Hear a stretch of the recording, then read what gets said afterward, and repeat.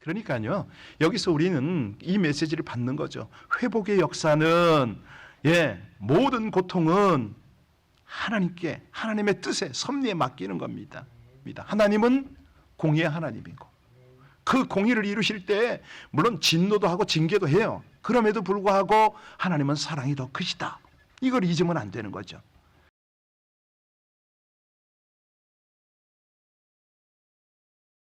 사무엘하 21장 1절로 14절의 말씀을 우리 같이 함께 읽겠습니다. 다윗의 시대에 해를 거듭하여 3년 기근이 있으므로 다윗이 여호와 앞에 간구하매 여호와께서 이르시되 이는 사울과 피를 흘린 그의 집으로 말미암음이니 그가 기브온 사람을 죽였음이니라 하시니라. 기브온 사람은 이스라엘 족속이 아니요 그들은 아모리 사람 중에서 남은 자라. 이스라엘 족속들이 전에 그들에게 맹세하였거늘 사울이 이스라엘과 유다 족속을 위하여 열심히 있으므로 그들을 죽이고자 하였더라. 이에 왕이 기브온 사람을 불러 그들에게 물으니라. 다윗이 그들에게 묻되 내가 너희를 위하여 어떻게 하랴? 내가 어떻게 속죄하여야 너희가 여호와의 기업을 위하여 복을 빌겠느냐 하니 기브온 사람이 그에게 대답하되 사울과 그의 집과 우리 사이의 문제는 은금에 있지 아니하오며 이스라엘 가운데 사람을 죽이는 문제도 우리에게 있지 아니하니이다 하니라. 왕이 이르되 너희가 말하는 대로 시행하리라. 그들이 왕께 아뢰되 우리를 학살하였고 또 우리를 멸하여 이스라엘 영토 내에 머물지 못하게 하려고 모얀 사람의 자손 7사람을 우리에게 내주소서. 여호와께서 택하신 사울의 고을 기브아에서 우리가 그들을 여호와 앞에서 목매어 달겠나이다 하니 왕이 이르되 내가 내주리라 하니라. 그러나 다윗과 사울의 아들 요나단 사이에 서로 여호와를 두고 맹세한 것이 있으므로 왕이 사울의 손자 요나단의 아들 무미보셋은 아끼고 왕이 이에 야의 딸 리스바에게서 난 자 곧 사울의 두 아들 알모니와 무미보셋과 사울의 딸 메랍에게서 난 자 곧 무홀랏 사람 바르실레의 아들 아드리엘이 5 아들을 붙잡아 그들을 기브온 사람의 손에 넘기니 기브온 사람이 그들을 산 위에서 여호와 앞에 목매어 달매 그들 7사람이 동시에 죽으니 죽은 때는 곡식 빼는 첫날 곧 보리를 베기 시작하는 때더라. 아야의 딸 리스바가 굵은 배를 가져다가 자기를 위하여 바위 위에 펴고 곡식 베기 시작할 때부터 하늘에서 비가 시체에 쏟아지기까지 그 시체에 낮에는 공중의 새가 앉지 못하게 하고 밤에는 들짐승이 범하지 못하게 한지라. 이에 아야의 딸 사울의 첩 리스바가 행한 일이 다윗에게 알려지매 다윗이 가서 사울의 뼈와 그 아들 요나단의 뼈를 길르앗 야베스 사람에게서 가져가니 이는 전에 블레셋 사람들이 사울을 길보아에서 죽여 블레셋 사람의 벳산 거리에 매단 것을 그들이 가만히 가져온 곳이라. 다윗이 그곳에서 사울의 뼈와 그의 아들 요나단의 뼈를 가지고 올라오매 사람들이 그 달려 죽은 자들의 뼈를 거두어다가 사울과 그의 아들 요나단의 뼈와 함께 베냐민 땅 셀라에서 그의 아버지 기스의 묘에 장사하되 모두 왕의 명령을 따라 행하니라. 그 후에야 하나님이 그 땅을 위한 기도를 들으시니라. 아멘. 결론적으로 기도를 들어주는 조건이 오늘 본문에 있습니다. 배경은 여러분 다 보셨듯이 3년의 기근이 배경이죠. 신학자들은 말합니다. 이 기근은 다윗, 이제 이 사무엘하 21장부터는 연대기 순이 아니고 사건별 순서로 배열했기 때문에 다윗 이 구테타 이전의 일이다. 뭐 이렇게 이야기하기도 합니다만은 그건 중요하지 않습니다. 여기서 중요한 거는 이 3년 기근 때에 왕으로서 하나님 앞에 기도하고 하나님의 메시지를 받았다. 이게 이제 오늘 본문의 배경이 되어야 하거든요. 어떠세요?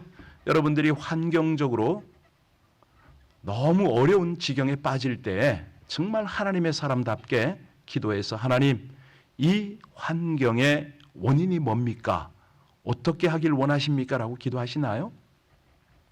참 중요합니다. 우리가 야외 예배에 나가서 제가 여러분에게 이 자연 속에 운행하시는 하나님을 느껴보라고, 눈을 감아보라고, 귀를 열어보라고 부탁을 드렸는데, 사실은 몇몇 분이라도 바람 속에 여러분의 얼굴을 만지는 주님을 좀 느꼈으면 하는 그런 바람이 있었습니다. 느꼈나요? 예. 자, 오늘 1절을 보고 들어갑니다. 1절 말씀에 보면 어떻다고 그랬습니까? 자, 같이 읽습니다. 다윗의 시대에 해를 거듭하여 3년 기근이 있으므로 다윗이 여호와 앞에 간구하매 여호와께서 이르시되 이는 사울과 피를 흘린 그의 집으로 말미암음이니 그가 기브온 사람을 죽였더라. 자, 이스라엘 기근은 누구와 연결이 돼 있어요? 예, 사울과 기브온 사람과 연결이 돼 있네요. 사울은 여러분들이 잘 압니다. 기브온 사람도 아시죠? 그런데 이 메시지를 하나님께서 일하시는 것을 보려면 기브온 사람을 알아야 됩니다. 이들은 이스라엘 족속이 아니지요. 이방인입니다. 아모리 족속입니다. 이 기브온 사람들의 그 바탕을 알기 위해서는 어디까지 가면 좋으냐면 여호수아 때 가나안 정복 그 당시로 거슬러 올라가면 좋습니다. 여호수아가 가나안 땅으로 들어가죠.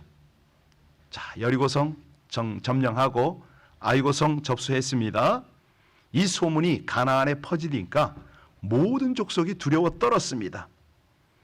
그런데 대부분의 족속들은 그 두려움 속에서도 끝까지 저항하다가 정복을 당하는데, 자, 이 기브온 족속은 어떻게 했죠? 예, 화친을 맺으려고 나왔죠. 아주 먼 데서 온 것처럼 꾸며가지고, 기억하시죠? 예. 그리고 화평 조약을 맺어요. 여호수아는 나중에야 이 족속들이 먼 곳에 온 족속이 아니고 가까이에 있는 족속이다. 그런데도 일단 언약을 맺었기 때문에 하나님께서는 그것을 번복하지 못하게 하셨습니다. 아주 중요합니다. 이게 이제 하나님의 공의와 연결이 되는데요. 그래서 이스라엘은 이 족속들과 함께 살아가게 되었죠. 대부분 기브온 족속들은요, 이스라엘에서 종살이를 했습니다. 이게 이제 그 소수민족, 다시 말하면 그 지금으로 말하면 인종차별에 가까운 이런 어떤 상황이 돼버린 거죠. 그런데 이렇게 살아가는 민족을 사울이 죽였다. 근데 이제 어떤 사건이 있었다라고 정확하게 나타나지는 않아요. 다만 사울이 이 기브온 사람을 죽일 때에 배경이 이스라엘과 유다 족속을 위한 열심 때문이다. 이게 나와 있어요. 그러니까 분명한 건 사울 왕이 있을 때에 이스라엘과 함께 살아가는 이 기브온 사람을 아주 그냥 그 홀대를 할 뿐만 아니라 너무 강한 핍박을 했다는 거죠. 근데 사실 다윗도 이 사건을 잘 몰라요. 역사에 파묻힌 한 사건이었죠. 그런데 하나님께서 느닷없이 이 가뭄과 함께 이 사건을 부각을 시키네요. 자, 그러면 우리는 오늘을 살아가는 우리는 신약 시대인데 이걸 어떻게 받아야 되느냐? 저는 그 여러분들에게 그 미션 능력 기도라는 강의를 할 때마다 영적 도회를 가르쳐요. 이건 이제 선교적 관점으로 접근하는데 너무너무 중요하거든요. 아까 여러분에게 이 땅이 누구 땅입니까? 여쭤봤는데 사실은요, 이 캘리포니아에 대한 여러분들이 이해가 분명해야 됩니다. 이 땅에 살려면은. 예를 들어서 선교사가 어느 지역에 가잖아요. 그 지역을 분명히 파악을 해야 되거든요. 우리 중고등부 애들이 이제 내일 모레 나바호로 가는데 저는 나바호에 대한 영적 도회가 다 나왔으면 좋겠어요. 그 지역이 인디언 땅이고 언제 백인들이 그 땅을 참탈을 했고 인디언들을 어떻게 대우했고 그래서 지금과의 관계는 어떤 관계고 그래서 우리가 하나님의 사람으로 그 땅을 들어가는데 그 땅에 가서 어떤 기도를 해야 되고 그 땅 주민들과 어떤 교제를 해야 되고 이게 쫙 나와주는 거 아주 중요하거든요. 물론 잘하고 있으리라고 생각하는데 자, 다윗은요 이 기브온 사람을 불러요. 하나님께서 알게 하셨으니까 속죄 방법을 묻습니다. 그랬더니 기브온 사람들이 무슨 요구를 했죠? 오늘 본문에 보니까 사울 가문의 자손 7명을 목매 달도록 요청을 하네요. 왜 7명일까요? 자기 원수들의 전체적인 숫자를 말하는 거거든요. 7이잖아요. 완전 숫자잖아요. 자, 그래서 다윗이 누구를 내주었다고요? 사울의 첩 리스바에게서 난 두 아들 알모니와 무미보셋 내줬습니다. 이 무미보셋은 저쪽 무미보셋하고 다른 건 아시죠? 예. 자, 그리고 아드리엘의 아들 5명을 이 기브온 족속에게 넘겨줬네요. 오늘 10절 한번 가서 봅니다. 10절에 가서 보면 자, 아주 그냥 안타까운 장면이 나오죠. 같이 읽습니다. 아야의 딸 리스바가 굵은 배를 가져다가 자기를 위하여 바위 위에 펴고 곡식 베기 시작할 때부터 하늘에서 비가 시체에 쏟아지기까지 그 시체 낮에는 공중의 새가 앉지 못하게 하고 밤에는 들짐승이 그렇죠. 한번 생각해 보세요. 자기 배로 낳은 아들이 적에게 목 매달림을 당하여 죽었잖아요. 그 시신을 바위 위에 올려놓고 새가 쪼아먹지 못하도록 들짐승이 상하지 못하게. 여러분, 이 어미의 마음이 어떨까요? 뭐 자기가 직접 죄를 지었나요? 아니잖아요. 기본 사람은 알지도 못해요. 그런데 두 아들을 내어주고 슬피 우는 이 어미의 마음, 이 이야기를 듣고 다윗은 길르앗 야베스 사람들이 보관하던 사울과 요나단의 뼈를 가지고, 하필이면 길르앗 그 땅에 있던 이 사울과 요나단의 뼈를 가지고 와서 7명의 이 목매달려 죽음 당한 7명의 뼈와 함께 이 베냐민 땅 셀라에서 장사를 했다. 이게 오늘 전체 내용이죠. 자, 기브온 입장에서 보면요, 이 기근이 또 다윗이 기도해서 받은 응답이 우리는 복수할 기회다. 이래서 이 일을 벌렸잖아요. 그러면 어느 정도 한은 풀렸겠죠. 그런데 여러분 한번 생각해 보세요. 이 사울의 후손 7명이 특별한 죄가 있나요? 기브온 사람이 이렇게 해야 되나요? 이 기가 막힌 거 아닙니까? 요즘에 그 한국과 일본 관계, 윤석열 대통령이 가서 일본의 총리와 회담을 했는데 뭐 말이 많아요. 사실 이런 어떤 우리의 그 일본에 대한 감정, 특별히 중국은 말도 못합니다. 한국과 일본의 관계하고는 비교가 안 돼요. 왜냐하면 남경 대학살이라고 있었거든요. 어마어마하게 어려움을 당했거든요. 자, 이렇게 선조들 간에 아픔이 있었다고 후손들이 이거를 대처할 때 어떻게 해야 될 것이냐, 굉장히 중요합니다. 그래서 오늘 저는 예화를 하나 들어드릴게요. 2차 세계대전 때 루마니아의 이 리처드 범블란트 목사가 복음을 전하다가 감옥에 갇혔어요.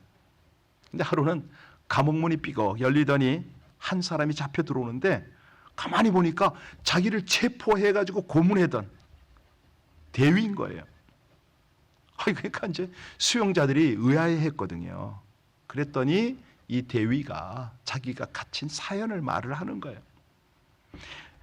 한 번은 어느 날 12살쯤 된 아이가 들어오더래요. 자기 사무실에 예쁜 꽃다발을 들고 들어와서 말을 하더랍니다.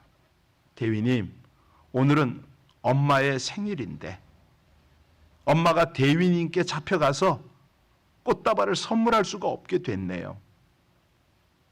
소년 그 다음 하는 말, 엄마는 늘 원수도 사랑하라고 가르쳤는데 지금 제게는 엄마가 없으니까 이 꽃다발을 대위님께 드려서 엄마를 기쁘게 하고 싶어요.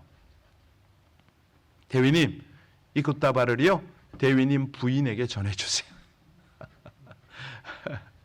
그러니까 이 대위가 어떻게 되겠어요? 이 말을 듣고 너무 감동을 받은 거예요. 아이를 꼭 껴안고 눈물로 회개를 했어요. 이때부터 이 대위가 은밀하게 수많은 신자를 돕고 살려주다가 그 사실이 발각되어서 체포가 된 거예요. 여러분, 원수 갚는 일은 어떻게 하라? 하나님께 맡겨라. 하나님께서 알아서 하세요. 예, 심은 대로 거두게 하시는 거예요.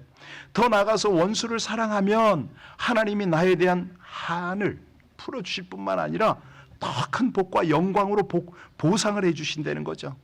원수를 변화시키는 거죠. 그래서 요즘에 화평 좀 하자고 그냥 사무엘 하를 강의하면서 저는 그냥 계속 화평을 부르짖는 거죠. 예. 여러분, 지금 이 기브온 족속처럼 이 원한을 갚으면 감정은 풀릴 수 있을지 모르겠어요. 그런데 인생 전체로 보면 유익이 없습니다. 그러나 원수를 사랑하고 원수 갚는 일을 하나님께 맡기면 그때 무슨 일이 벌어져요? 속에요, 쓰라린 눈물이 나요. 너무 힘들으니까. 그런데 세상이 줄 수 없는 위로가 함께해. 하나님이 동행하세요. 끊임없이 격려하세요. 내가 네 마음 안다. 내가 너의 눈물을 보았다. 내가 너의 눈물을 닦아주마. 하나님의 동행과 보상이 넘치는 거예요. 여기 리스바를 다시 한번 볼까요? 한때 사울 왕의 총애를 받았으니까 두 아들을 얻었겠죠? 그런데 이 선왕의 첩이라는 불행한 꼬리표가 늘 따라다닌 거예요. 그러다가 마침내 의지하던 두 아들이 목매달려 죽임을 당했어요.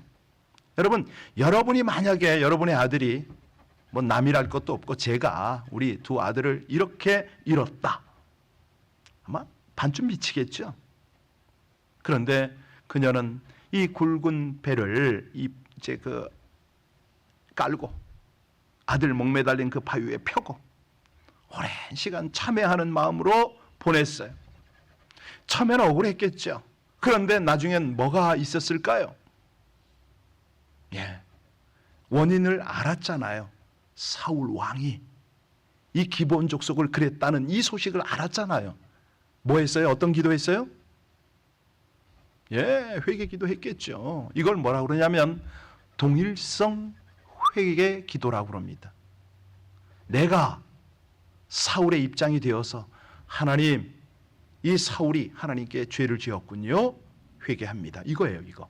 내가 상대 입장이 돼가지고 기도하는 거예요. 그랬더니 오랜 시간 참회하고 비가 올 때까지 그랬다고 그러잖아요. 이 감동의 사연이 왕에게 전해지고 결국은 누가 감동해요?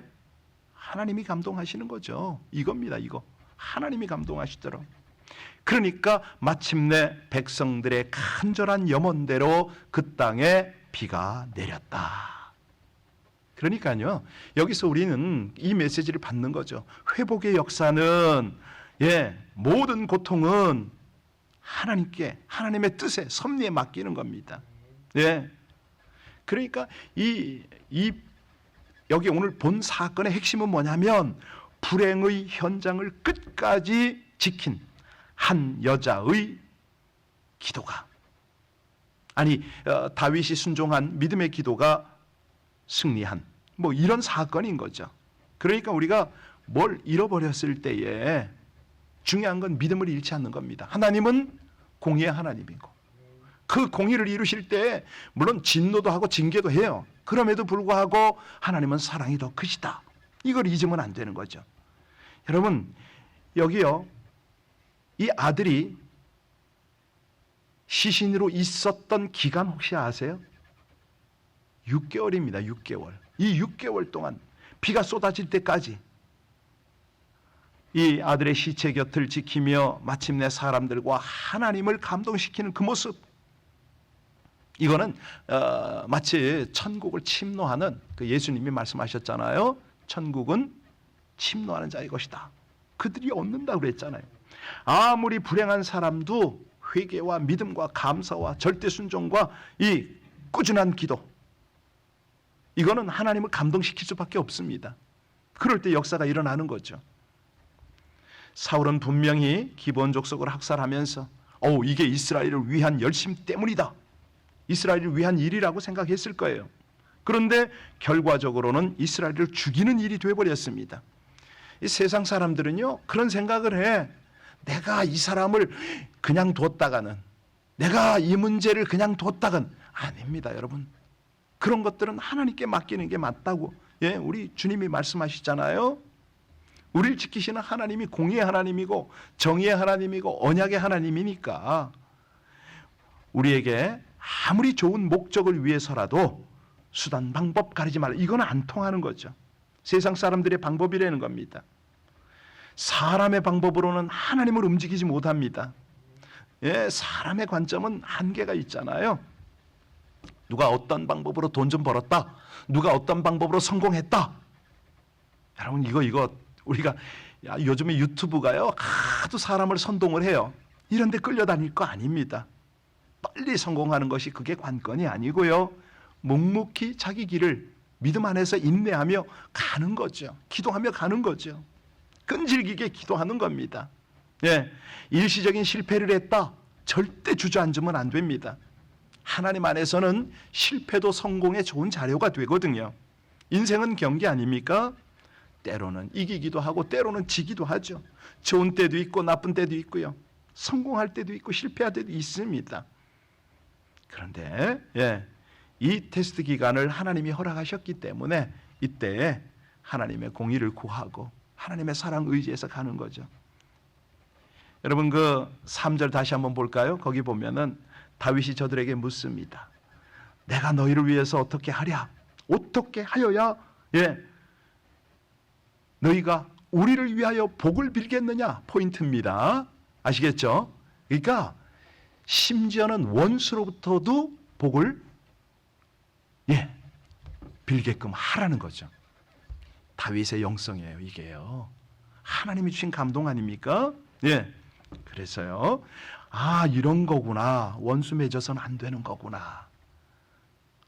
원수 맺게 되면 당장 나에 대해는 뭐 넘어갈 수도 있을지 몰라요. 그런데 후대 때는 야무지게 책임져야 됩니다. 야무지게.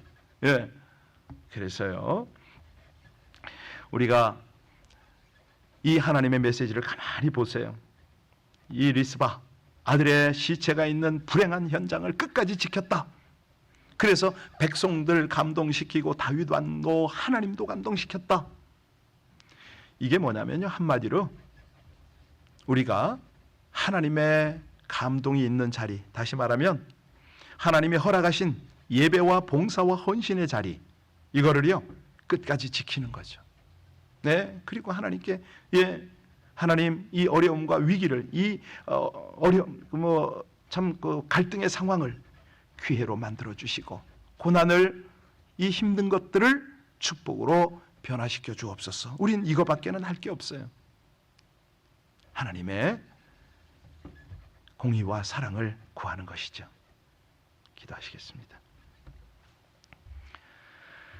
잘못된 사고와 행동과 결과를 막으시려 말씀으로 교훈하시는 하나님, 무고한 사람들을 죽인 죄로 3년의 기근을 당해 사울 가문의 남자 7을 처형하고 애통하는 리스바와 이 다윗의 기도를 인하여 이스라엘이 용서하니 그 후에 땅을 위한 기도를 들으시고 응답하시어 비를 내려주셨다고 말씀하심을 교훈받게 하시니 진실로 감사합니다. 공의의 형벌 중에도 긍휼을 베푸시는 은혜를 감사드립니다.